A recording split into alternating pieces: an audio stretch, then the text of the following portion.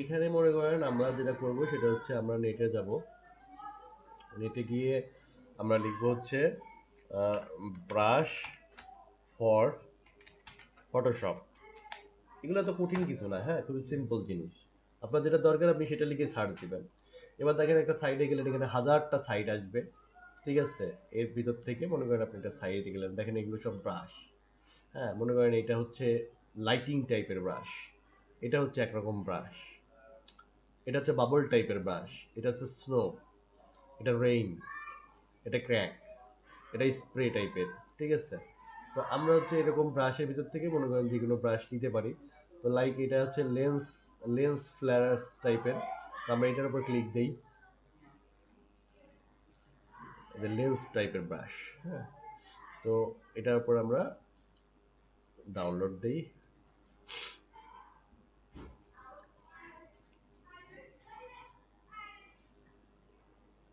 Okay fine download.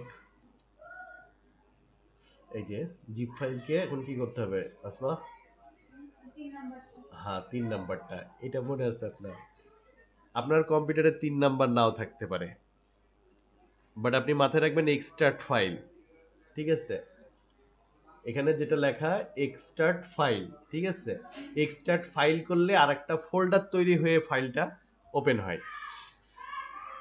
আচ্ছা, তো আমি এক্সট্রাক্ট ফাইল করলাম, এই যে ফ্লোরা লেন্স আমার এখানে ব্রাশটা চলে এসেছে, ওকে? তো এখন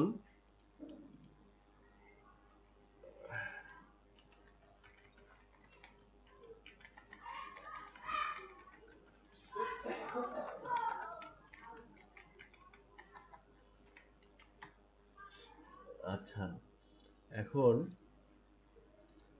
আমি ফটোশপ ওপেন করি।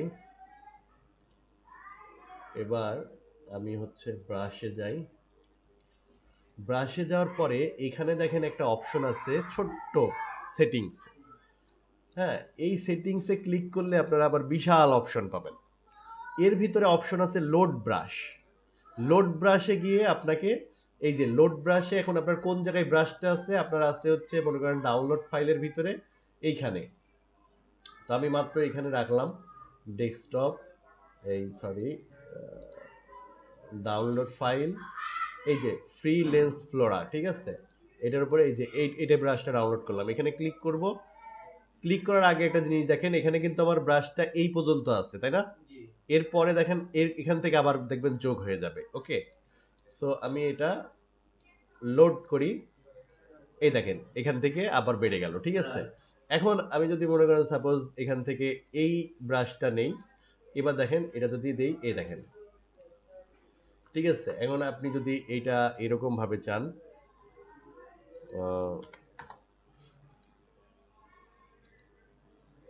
মনে করেন সাপোজ এই আমার একটা ছবি,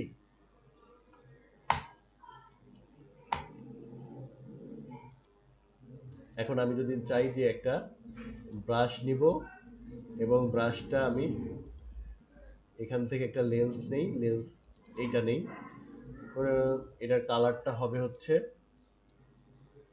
এরকম টাইপের, এই, হ্যাঁ দেন এই এই ওকে। এখন আমি যদি এটা হালকা একটু কমাই দেই, এই যে অপাসিটি কমাই দেই, তাহলে কি হচ্ছে ব্রাশের অপাসিটি কমে গেল। আবার যদি আমি এইটা ইউজ করি, এটা দেন এটা একটু ছোট করে নেই, এখানে একটা দিলাম, এখানে একটা দিলাম, এখানে এবং এখানে, দেন আবার আমি এটাকে একটু হালকা করে দিলাম। এইভাবে মূলত ব্রাশের ইউজ করে, ঠিক আছে? এখানে আমি যেমন গত ক্লাসে একটা দেখাইতে যে রেন নিয়ে এসেছিলাম, তো এখানে রেইন আছে, দেখেন রেন, রেনের কালারটা একটু কালো দেই, এই দেখেন, এই যে বৃষ্টির মতো লাগতেছে না? তো রেইনেরও ব্রাশ আছে, হ্যাঁ আপনি চাইলে একটা ছবিকে আপনি রেইনের ইফেক্ট দিতে পারেন টোটালটা। তো এরকম একটা বিষয়। আচ্ছা বুঝতে পারছেন ব্রাশের বিষয়টা? ওকে।